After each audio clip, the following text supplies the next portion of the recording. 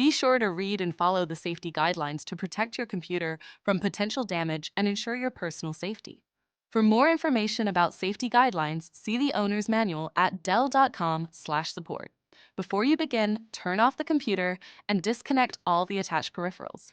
To remove the wireless card, loosen the two screws on the left side cover. Lift the side cover off the system.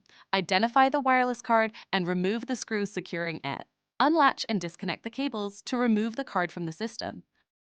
To reinstall the wireless card, place it back in the system and reconnect the cables. Relatch and install the screw to secure it. Place the side cover back on the system and tighten the two screws.